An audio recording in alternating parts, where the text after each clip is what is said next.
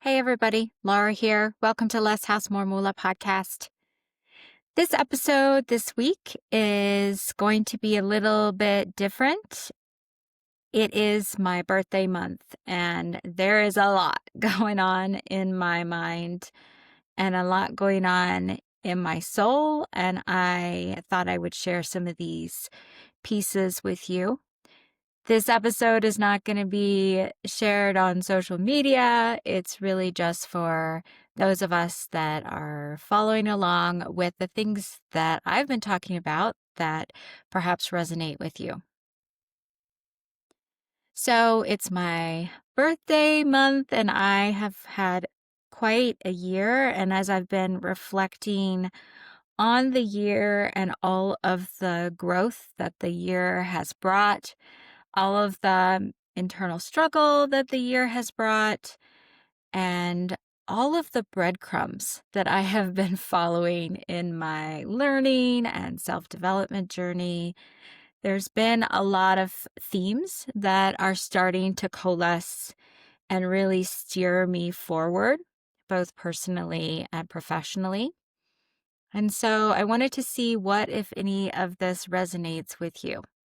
If I haven't mentioned to you lately, if you're listening to the podcast on an audio format, you can click a link in the show notes and send me a text. So I'm super curious what I have to say resonates with you in some of these topics that I'm going to explore a little bit. If you are watching on YouTube, obviously you can send me a message or make a comment. Again, super curious to hear what strikes a chord with you. So recently I've returned to a concept that I learned about maybe a couple years ago, that helps me frame up some of the experiences of my life and my way of processing. And that is of the research around highly sensitive people. So there are many aspects of my life that seem to match with the description of highly sensitive people in terms of a lot of deep processing, a lot of thinking, a lot of internal world, a lot of being told I'm too sensitive. All of these things. I never watch violent type movies anymore. I've had to remove social media completely from my phone in order to regulate my own nervous system, just a lot of things like that. And so what this means is that perhaps I'm sensitive to the trends or the feelings that I have or the experiences of the world that I have, and maybe less clued in to what is trending on social media or what's going on in the news.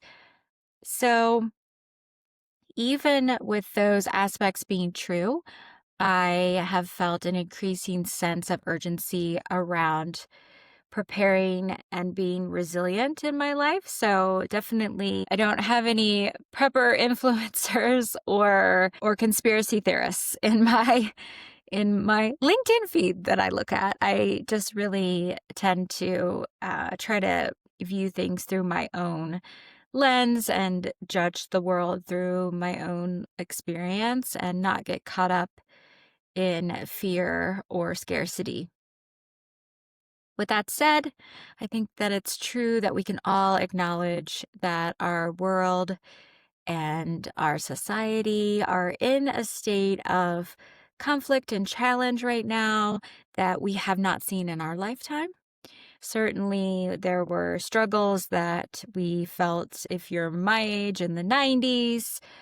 We had challenges with economic downturns in the 2000s, and yet we feel more now than ever that all of the things that could possibly go wrong feel like that they're going wrong at the moment. And so in sort of following this thread and this deep sense within me, it's arisen a sense of urgency around creating notions of resilience and looking beyond just savings or investments in my business to help clients think about ways that they can build their more multidimensional or resilient or holistic. I go around with different terms for my wealth paradigm that I've been developing. And what this means personally is that we're really thinking about ways that we can be resilient ourselves and what we need to be working on now in case things continue to get more inconsistent or more challenging in the future. So I have a list of infrastructure projects that we're working on, skill-based projects that we're working on, relationship-based projects that we're working on, and all of these things under the umbrella of creating more resilience for the future and being prepared to help ourselves and others if things continue to be more and more challenging for a period of time. And so I bring this to you because I think that it is something that isn't being discussed in the primary financial services world.